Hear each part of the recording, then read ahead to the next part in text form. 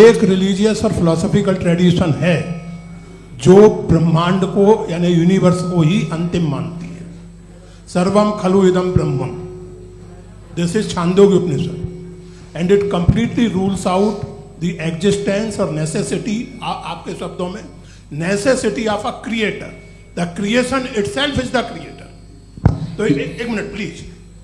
दूसरा जो सवाल आपने अभी, जो आप बार बार कह रहे हैं कि भगवान विद्वान भी है, वाइज, सब जानने वाला, तो अगर विजडम में दुनिया भर के पापों और अत्याचारों को बर्दाश्त करना शामिल है, तो फिर इसका मतलब ये हुआ कि अगर मैं फ्री विल से उसको अपोज करता हूं तो ईश्वर की विजडम और मेरी फ्री विल में कॉन्ट्राडिक्शन है। Because when I am opposing whatever is happening in Gaza, then I am opposing the God's will और गॉड्स विजडम। जवाब लेते हैं तो गॉड की विजडम में, एक मिनट सर प्लीज सर, ये एक जुमला, गॉड की विजडम है कि गाजा में जो कुछ हो रहा है वो हो रहा है, मैं उसका अपोज कर रहा हूं, तो मैं गॉड की विजडम के खिलाफ जा रहा हूं। एक सवाल। दूसरा ये, नहीं आपने दो ऑलरेडी, सर आप और सवाल कर लें, लेकिन मुझे दो जवाब दे। पहले आपने ये कहा, सुनिए मेरी बात सुनिए, इजराइल के गॉड के मुताबिक तुम्हारा ठीक हो रहा है ना? नहीं हो रहा है, ठीक नहीं हो रहा है, मैं बता रहा हूँ क्या हो रहा है। आप तशरीफ रखिए, मैं बता रहा हूँ क्या हो रहा है। Let me complete please. एक सेकंड गाइस, एक सेकंड। ये देखिए, ऐसा है कि ये सब बड़ा आपस में विचार विमर्श के बाद ये तय हुआ था कि कुछ नियम बना लिए जाएं ताकि एक टाइम बाउंड बातचीत चले। और भाई साहब, आप बड़ा जरूरी काम कर रहे हैं, लेकिन कैमरे के फ्रेम में आके उस काम को गड़बड़ कर दे रहे हैं। ठीक है गुरु, अब मेरे को कहीं का गुस्सा कहीं निकालना था, सॉरी। नहीं, कोई गुस्सा नहीं है जी। तो प्रोफेसर ने सवाल पूछे, आप उनके जवाब दें, और थोड़ा ये सब लोग थोड़ा ख्याल रखें भाई, सवाल संक्षिप्त रखें जी। आपने दो सवाल किया। सबसे पहला ये कहा कि हमारे पास ये कॉन्सेप्ट है कि ये यूनिवर्स खुद नेसेसरी बीइंग है, creation itself is the creator. How irrational is this कि मैं एग्जिस्ट करूंगा बाद में, लेकिन अभी एग्जिस्ट कर भी रहा हूं, यानी एक ही टाइम में एग्जिस्ट भी कर रहे हैं, नहीं भी कर रहे हैं। This is not true. दूसरी चीज, आपने कहा कि अगर इजराइल में, सॉरी माफ कीजिएगा, Israel doesn't exist, occupied Palestine में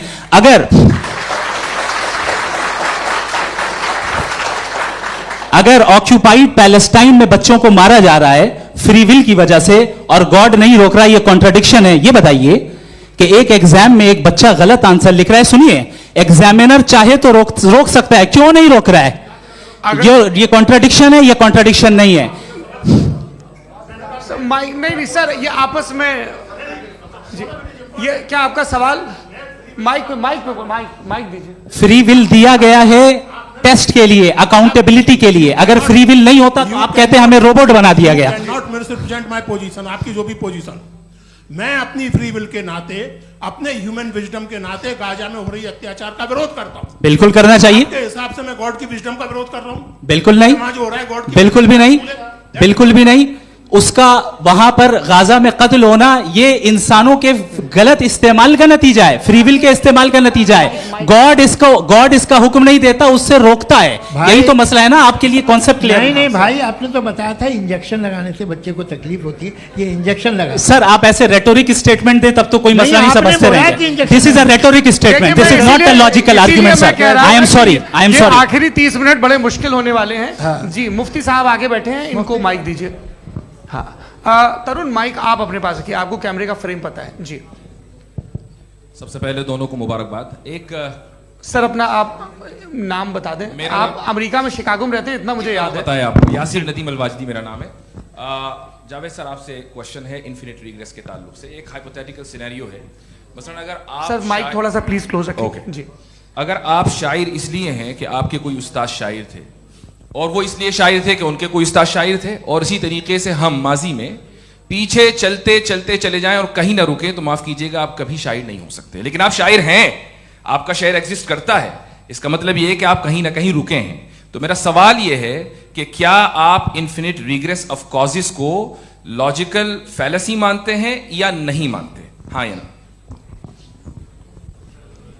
मैं इन्हें लॉजिकल फैलेसी नहीं मानता हूँ, लेकिन मेरा प्रॉब्लम यह है कि जब मैं नहीं मानता हूँ तो I will continue with this logic जो फैलेसी नहीं हो। आप एक जगह रुक जाते हैं जाके, आप कहते हैं ये गेंद कैसे बनी, ये जजीरा कैसे बना, ये समंदर कैसे बना, ये ज़मीन कैसे बनी, और अचानक गॉड पे जाके आपको ब्रेक लग जाता है। एक बार आप सवाल नहीं करते कि भाई इसको बनाने वाला तो इनसे भी कॉम्प्लिकेटेड होगा, वो कैसे बना, उसके बारे में आपने इत्मीनान कर लिया, वो हमेशा से है। तो अगर आप उसे हमेशा से मानते हैं तो फिर ये मान लीजिए कि कायनात हमेशा से है, क्या तकलीफ फिर हम वजूद में नहीं आते जी है? हम मौजूद नहीं। अच्छा सर क्यों नहीं हो मैं सकता? बताऊंगा प्लीज प्लीज। जैसे मैंने मिसाल दी आपके शेर की, आपका शेर कभी वजूद में ना आता अगर शायर इसी तरह चलते रहते हमेशा। जी माइक मेरे ख्याल से एक सेकंड। इन्फिनिट रिग्रेस का कॉन्सेप्ट क्लियर नहीं हो जी। पाया, ऐसे रहने दें, लेट्स मूव ऑन सर। ठीक है, हाँ थोड़ा सा मॉडरेटर का भी ख्याल रखें। नहीं आपने तो रखा है, आपने रखा है। यहाँ पे गौहर रजा साहब हैं, वो भी एक सवाल पूछना चाहते हैं। माइक यार नीचे से ऑन कर दिए नीचे। पहले तो ये कह दूं कि मैं उन बच्चों से शर्मिंदा हूं जिनको गजा में कत्ल किया गया, क्योंकि हमारे होते हुए कत्ल किया गया। लेकिन उससे ज़्यादा शर्मिंदगी इस बात से हुई कि मुझे लगा कि मुफ्ती साहब उसको जस्टिफाई कर रहे हैं। बिल्कुल भी नहीं, आप बहुत ही गलत मुझे बात लगा कर- मैं गलत हो सकता हूं। बिल्कुल गलत मैं है। सवाल पूछ रहा हूं। सवाल मैं देखिए, सवाल अगर पूछ रहा हूं। एक मैं जावेद भाई गौर से साहब, एक डिसएग्री गौर करता साहब, हूं। एक सेकंड देखिए, अगर देखिए ऐसा एक सेकंड आप सर वेट अरे आप कुछ मेरे पहले मुझे अपनी बात कह लेने दीजिए। अगर ऑडियंस तय करेगी तो फिर मॉडरेटर का मतलब नहीं। मेरा आप सबसे ये कहना है, ये बहस दो लोगों के बीच में है, एक तरफ मुफ्ती साहब, एक तरफ जावेद साहब। पिछले 1.5 घंटे से ये लोग अपने अपने तर्क रख रहे हैं। आपकी इनसे इत्तेफाकी हो सकती है, ना इत्तेफाकी हो सकती है। मेरे उस्ताद मुझे सिखा गए हैं कि मुखामुखम में असहमति की गुंजाइश बची रहनी चाहिए। अगर मैं आपकी बहुत इज्जत करता हूं गौहर साहब, आपने जो कमाल की किताबें लिखी साइंटिफिक टेम्परामेंट, लेकिन मेरी ये गुजारिश है आप सबसे कि यदि आप इन लोगों ने जो बोला उन पर टिप्पणियां करेंगे तो ना वक्त की पाबंदी रहेगी ना वो अनुशासन। आप सवाल पूछ लें, उस सवाल में जो बात आ जाए वो आ जाए। मैं जावेद साहब से डिसएग्री करता हूं, इसलिए जावेद साहब से सवाल पूछ रहा हूं। आपका सवाल जावेद अख्तर साहब से। और सवाल ये है मेरा कि जावेद साहब ने कई बार लॉजिक का इस्तेमाल किया कि साइंस में लॉजिक है और रिलीजन में लॉजिक नहीं है। मेरा ख्याल ये है कि रिलीजन में भी लॉजिक है, लेकिन उस लॉजिक की बेसिस ये है कि आप रुक जाते हैं, जिसका जिक्र जावेद साहब ने बार बार किया, यानी खुदा के तसव्वुर पे आते हुए, गॉड के तसव्वुर पे आते हुए रुक जाते हैं। और इसमें सवाल पूछना मतलब फॉरबिडन होता है। सवाल यह है कि क्या जावेद साहब इससे एग्री करते हैं कि साइंस की लॉजिक अलग है और रिलीजन की लॉजिक अलग है? बताइए सर। देखिए 3 चीज़ें हैं, साइंस है, एक है मंतिक है, इस्तिदलाल है, और एक जो है कुछ भी नहीं है, फेथ है, अकीदा है। मैं अकीदे की लॉजिक का कायल नहीं हूँ। मुझे आप इस्तिदलाल से, लॉजिक से, रीज़न से समझाइए, मैं मानने को तैयार हूँ, मेरा क्या नुकसान होगा। लेकिन ये कि अकीदे पे मैं नहीं जा सकता हूँ। अकीदे का मतलब है कि तुम ये मान लो, सवाल ना करो, ये नहीं। आप सारी बातें करके, बड़ी साइंटिफिक बातें करके एक जगह जाके खुदा के वजूद पे रुक जाते हैं, सरेंडर कर देते हैं। मैं सरेंडर करने को तैयार नहीं। दैट्स ऑल जी। ये आगे सर बैठे हुए हैं, इनको माइक दीजिए। भाई। वो आप पूछना चाह रहे थे ना भाई? हाँ नहीं मैं ये थैंक यू जी। आपका नाम? आसिम इफ्तिखार। आसिफ जी, पूछिए। सर जावेद सर से सवाल है कि आपने अपने क्लोजिंग माइक थोड़ा करीब रखिए। अपने क्लोजिंग स्टेटमेंट में ये बात कही थी कि मज़हब का जो फ्यूचर है वो ज़्यादा दिन नहीं जाने वाला है। लेकिन मैं देख पा रहा हूँ कि जो ऑक्सफोर्ड यूनिवर्सिटी की एक स्टडी है 2011 में हुई है, जिसके 50 एकेडमिशियंस ने इसको अंजाम दिया था, उसमें वो ये कहते हैं कि जो फेथ इन गॉड है वो इनबिल्ट है ह्यूमन नेचर के अंदर, जिसको हम कहते हैं फितरत के अंदर शामिल है वो। और वो ये कहते हैं कि अगर कोई ये समझता है कि मज़हब को वो ख़त्म कर देगा तो ये उसकी गलत फहमी है। तो आप इसके बारे में, इस स्टडीज़ के बारे में क्या कहते हैं? ठीक है। मैं उनसे एग्री नहीं करता हूँ। वो कौन से प्रोफेसर होंगे? ऐसा इनके क्या पास डेटा है, इन्होंने डेटा के बेस होगा। डेटा क्या हो सकता है?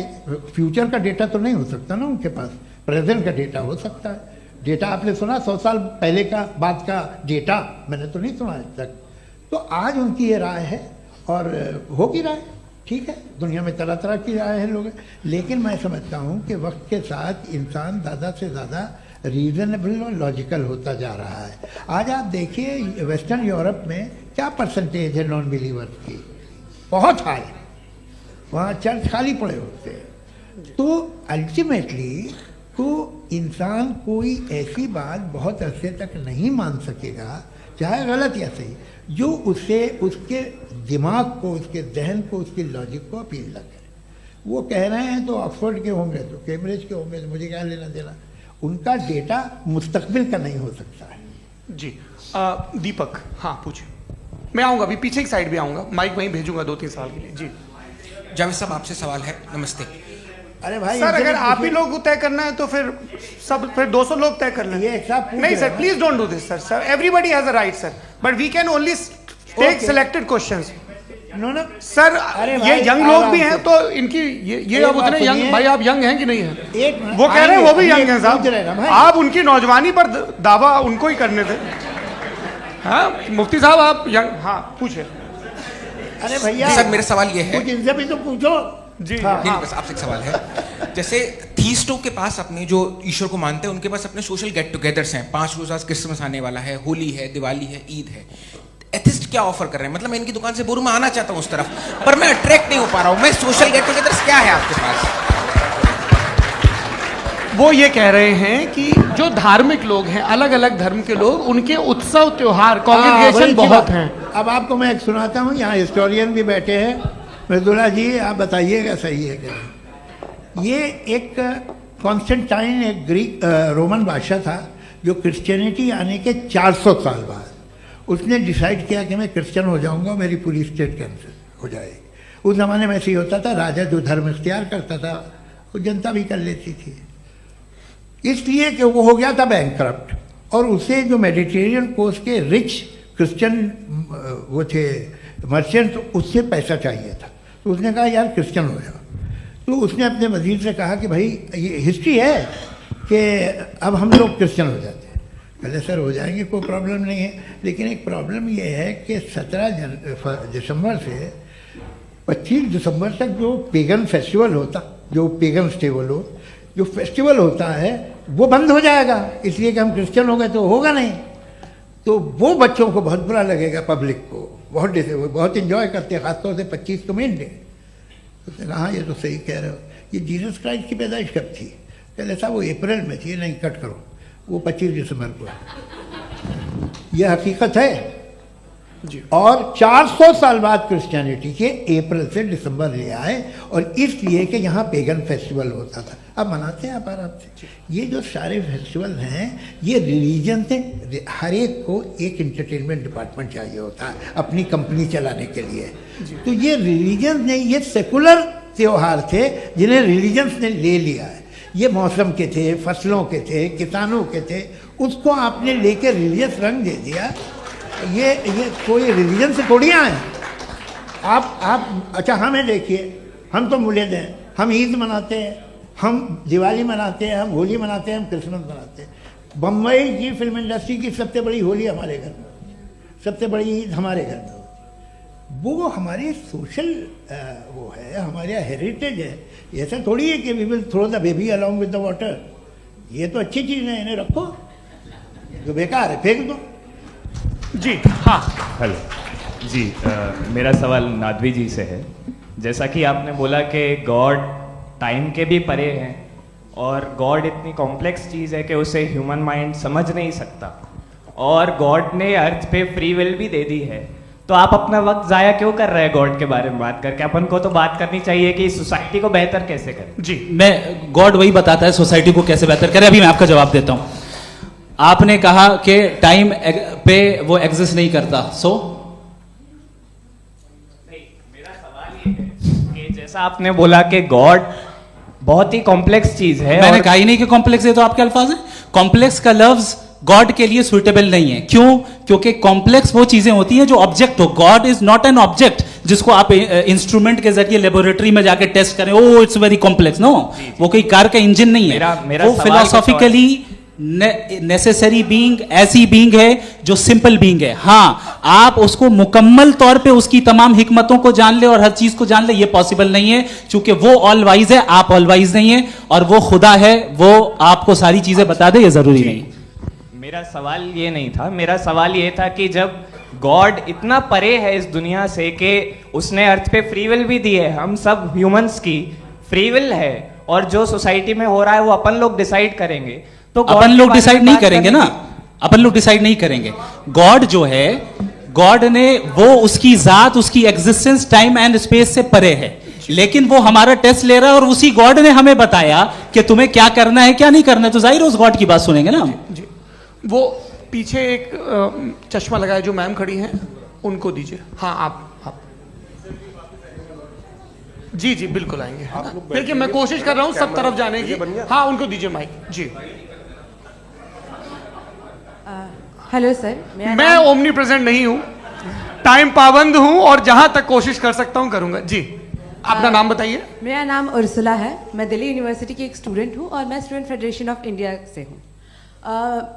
मेरा सवाल मुफ्ती जी से है कि इस हॉल के इस कमरे में बैठ के हम लोग रेप की मोरालिटी के बारे में फिलोसफिकली बात तो कर सकते हैं, बट असलियत ये है कि रोज़मर्रा की ज़िंदगी में औरतें रेप के थ्रू गुजरती हैं, और हम लोग सिर्फ नंबर्स पे इस तरह नहीं देख सकते, क्योंकि कितनी औरतें हैं इन कंट्रीज़ में जहाँ पे आप बता रहे हैं कि केसेस कम हैं, जिनका एक्सेस है कि वो जाके केस फाइल कर सकें। कितनी औरतें हैं जो जिनको काम करने की आज़ादी है उन कंट्रीज़ में। यूरोप में ये आज़ादी आ गई, यूरोप में ये रूल्स आ गए, तो हम आज उसके बारे में बात कर पा रहे हैं। जी जवाब। आपने ये कहा कि कमरे में बंद होकर हम लोग इस पर फिलोसफिकली बात कर सकते हैं, लेकिन हकीकत में क्या हो रहा है, वो ग्राउंड लेवल पे क्या हो रहा है जो बहुत गलत हो रहा है, और वो सफ़र कर रही हैं। आई अग्री, बहुत गलत हो रहा है, और जो गलत हो रहा है उसको हमें रोकना है। और क्यों रोकना है, वो गलत क्यों है, हमारे पास इसका ऑब्जेक्टिव फाउंडेशन है, इनके पास उसका ऑब्जेक्टिव फाउंडेशन नहीं है। मैं ये कहना चाह रहा हूं कि जहां पे भी जुल्म हो रहा है, जहां पे भी औरत पे जुल्म हो रहा है, या उसकी इज्जत लूटी जा रही है, या उसे तकलीफ पहुंचाई जा रही है, और सिर्फ औरत नहीं किसी इंसान के ऊपर भी जुल्म हो रहा है, तो उसके खिलाफ खड़ा होना, ये मॉरलिटी हमारे पास गॉड के पास से आई है। वरना जावेद साहब तो कह रहे हैं कि जो है मेजॉरिटी डिसाइड करेगी, तो मेजॉरिटी तो कभी भी बदल सकती है। क्या आप हाँ। ये थोड़ी सी आपको गलतफहमी है। मैं अगर मेरे जुमले से ये मदना निकला या मैंने कहा, तो ये जुमला मैं वापस लेता हूँ। ये मेरा मतलब ही नहीं था कि मेजॉरिटी डिसाइड करेगी। मेजॉरिटी डिसाइड करे तो दुनिया में बड़ी, वैसे आपने कहा था ये जुमला। अच्छा हो सकता है, मैं मान रहा हूँ, बाद में रिकैप कर लेंगे। अरे एक सेकंड मैं अपनी एक्सप्लेनेशन दे। मुनासिब बात यह है कि हम सब के सब दिल में जानते हैं कि क्या अच्छा है क्या बुरा है, हमें पता है अच्छी तरह से। जो लोग बुरे काम करते हैं उन्हें भी मालूम अच्छा क्या है। यही तो सवाल था हजरत, कि फिर ये मोरालिटी आई कहां से? Cross examination. हाँ जी हाँ। मोरालिटी साथ रहने की डिजायर से आई, यानी साथ रहकर जो कुछ कह दे, जो कुछ कर दे, वो हो जाएगा। नहीं तो आप कायदे से रह ही कर सकते हैं जब तक लोगों में मोरालिटी हो, वरना क्यास हो जाएगा। ये आपको कैसे पता? जी हमने देखा ना, जहां मोरालिटी का क्यास हो गया, हम देखते हैं। कहां पे देखते भाई? दुनिया में। आप जो कह रहे हैं, आप कहीं पे अगर गलत हो रहा है, इस बहस तो के उसको बाद आप देखिए, आप एपिस्टेमोलॉजी की बात कर रहे हैं, मैं ऑन्टोलॉजी की बात कर रहा हूं। मैं इस बहस के बाद आप दोनों लोगों को चाय पे होस्ट करूंगा, वहां पे क्रॉस एग्जामिनेशन कर लीजिएगा। अभी ऑडियंस का हक मार रहे हैं आप लोग भाई, सर जस्ट लोग हैं आप लोग।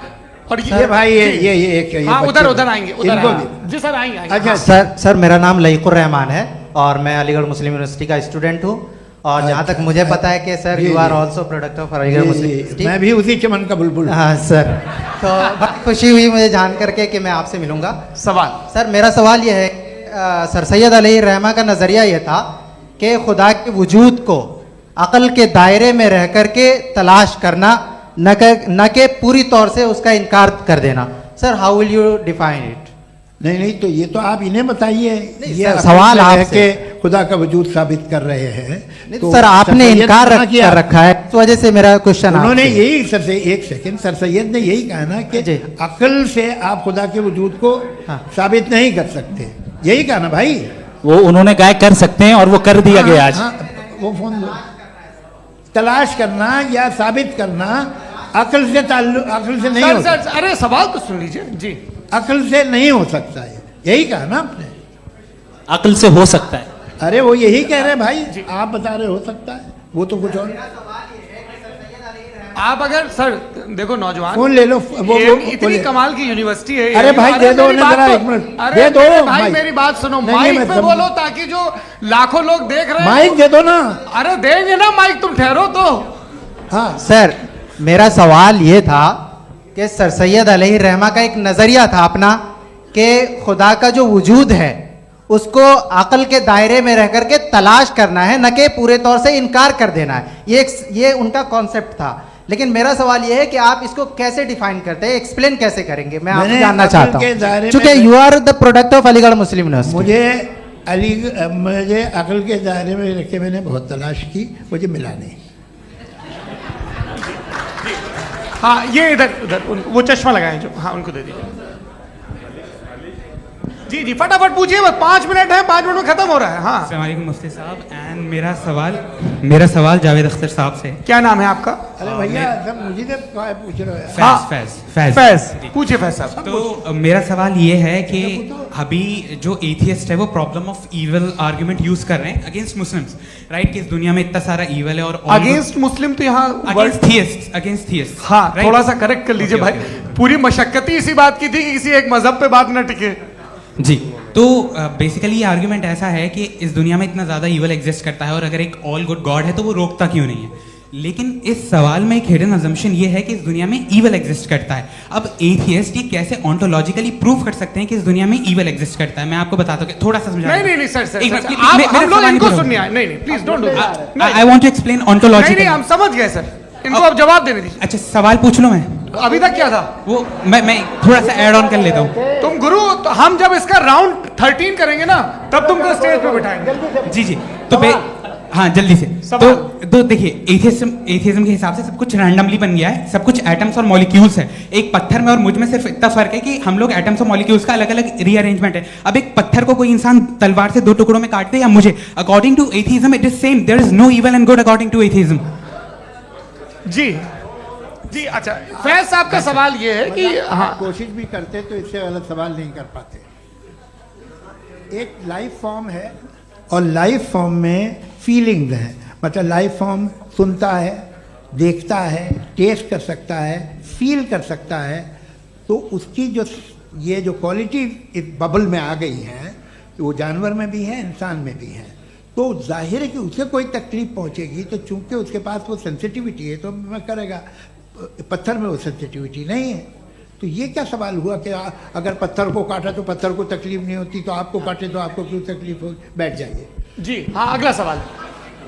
हाँ पूछे जी जावेद अख्तर साहब। अरे भैया सब आप लोग मुफ्ती साहब को छोड़ रहे हैं, तो मेरे ही पीछे पड़े हैं क्या? फिर चलो बोलो भाई। You asked how God can exist when children die in Gaza. हाँ? You asked how God can exist when children die in Gaza, and you also mentioned the rise of atheism in Europe. But the same events also are leading many atheists and non-believers to turn towards faith. How do you interpret this contradiction, where suffering pushes some away from God, yet brings others closer to belief? आपको एक बात बताऊं, दुनिया perfect तो कहीं भी नहीं है, हर जगह कुछ खामियां हैं। बेटा 1 मिनट आप ही को कहेंगे, देखो वो तो कुछ खामियां, कमज़ोरियां, खराबियां सब जगह है। लेकिन अगर देखोगे ईमानदारी से कि दुनिया सबसे ज़्यादा महज़ब कहाँ है, एक आम शहरी को कहाँ हुकूक हासिल हैं, वो बोल सकता है, अपनी मर्ज़ी से काम कर सकता है, अपनी मर्ज़ी से राय दे सकता है, हुकूमत के ख़िलाफ़ बोल सकता है, बरसरे इक़्तिदार लोगों के बारे में बोल सकता है, सरमायादारों के ख़िलाफ़ बोल सकता है। तो आपको ये स्कैंडिनेवियन कंट्रीज़ में मिलेगा, वेस्टर्न यूरोप में मिलेगा। मैं नहीं कह रहा वो परफेक्ट है, बिल्कुल नहीं, वहाँ बहुत ख़राबियाँ भी हैं, परफेक्ट तो कोई। लेकिन जिन जिन मुल्कों में, लैटिन अमेरिका देखो, गल्फ़ देखो, वहाँ पर आपको ये ज़रूर है कि रेप नहीं होते होंगे। रेप की ज़रूरत क्या है भाई? उसको तो ख़रीद लो, घर में रखो, सड़क पर रेप करने की क्या ज़रूरत है? मगर सुनिए, मगर हकीकत ये है कि वहाँ शख्सी आज़ादी राय देने की, बोलने की नहीं है। जी ये एक आखिरी सवाल मुफ्ती साहब से। हाँ मैम इनको माइक दीजिए। शुक्रिया। मेरा नाम मनीषा है, मैं हरियाणा से आई हूँ। मैं मुफ्ती साहब से एक बात पूछना चाहती हूँ। आप बार बार जावेद साहब को कॉन्ट्राडिक्ट तो कर रहे हैं कि आपने ये कहा, लेकिन आप भी अजम्पशंस के बेसिस पे बात कर रहे हैं। आपने खुदा के होने का कौन सा प्रूफ पेश किया है, खुदा की एग्जिस्टेंस का? अब इस सवाल को अलग रहने दीजिए, कौन एथीस्ट है कौन नहीं है। और दूसरी बात जो आपने एक छोटी सी कही थी कि ये फ्री विल का इस्तेमाल करता है इंसान अपनी, लेकिन उस फ्री विल का इस्तेमाल में मतलब खुदा ने ये दे दी सबको ये इजाजत कि वो कितना घिनौनापन और कितने ज्यादा खराब से खराब तरीके इस्तेमाल कर सकते हैं। जब आप सुनते जी, आप फ्री विल को मानती है ना, या अब कहती है कि फ्री विल नहीं है ना, मानती है ना? तो अब आपके पास इसका कोई एक्सप्लेनेशन नहीं है कि अगर एक इंसान उस फ्री विल का इस्तेमाल करके गलत काम कर रहा है और बच के अच्छी जिंदगी गुजार के निकल जा रहा है, उसका कोई रिकम्पेंस नहीं है। हमारे वर्ल्ड व्यू में जो इंसान गलत काम कर रहा है उसको भी रिकम्पेंस यानी उसका बुरा बदला मिलना है, और जो सही काम कर रहा है उसको सही बदला मिलना है। लिहाजा जो फ्री विल है वो इस तरीके से है कि एक लिमिटेड टाइम तक खुदा ने मोहलत दी है। ऐसा नहीं कि छूट दे दी, जो करना है करते रहो हमेशा। वक्त आएगा जब एग्जाम का टाइम खत्म होगा तब रिजल्ट आएगा, दौराने एग्जाम जबरदस्ती आपको नहीं बताया जाएगा। अरे भाई एक सेकंड, जी, एक सवाल मुफ्ती साहब से मेरा, मुफ्ती साहब से जी, एक सवाल। हाँ, मुफ्ती साहब, मैम एक रुक जाइए, आपसे फोन, आप इसके बाद पूछ आपसे लीजिएगा, माइक यहीं छीन रहेंगे चुका। वो। हाँ, बोलिए। मैं मुफ्ती मैम, साहब एक एक ही सेकंड। सवाल करता हूँ कि अगर जो हो रहा है फ्री विल से हो रहा है और एक दिन बरोज़ क़यामत इंसाफ होगा मैशर में वगैरह वगैरह, तो दुआ क्यों मांगते हैं लोग? दुआ मांगते हैं इसके मतलब है अभी भी उसने ये डिपार्टमेंट रखा है कि मैं रोजमर्रा की जिंदगी में इंटरफेयर बिल्कुल बिल्कुल ही कैन। तो तुम कैन हो, तुम मुझे नौकरी दिला देते हो, मेरे बेटे को ग्रीन कार्ड दिला देते हो, और 45,000 बच्चे मरते उन्हें रोकते नहीं हो। नहीं तो क्या आप ये कह रहे हैं कि इस दुनिया में जालिमों को कभी पकड़ ही नहीं होती है? अरे जो भी पकड़ होगी वो बच्चे रोते हैं। बिल्कुल, देखिए मैंने अपने ओपनिंग स्टेटमेंट में यही कहा था कि जनाब जावेद साहब सिर्फ इमोशनल आर्गुमेंट देंगे। This is an emotional argument. ये छोटे मोटे इसके पीछे का रीजन मैंने बताया क्या है? देखिए मैं बार-बार यहाँ पर मंच से आप लोगों को सज्जनों इसलिए कह रहा हूं ताकि थोड़ा सा आपके कॉन्शियंस पे जोर रहे कि आपको ऑर्डर बचा के रखना है।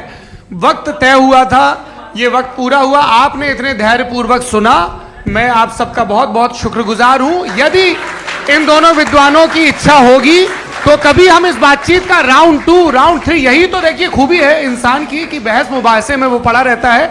आप लोगों ने बड़े धैर्य का परिचय दिया, बहुत बहुत शुक्रिया। इसी के साथ ये बातचीत यहाँ पे आप लोगों को होती है। मैं एक बात बता दूं, ये सारी बहस हो गई, अब मुफ्ती साहब और बड़े मुफ्ती साहब इन साथ के साथ मैं खाना खाने वाला हूँ।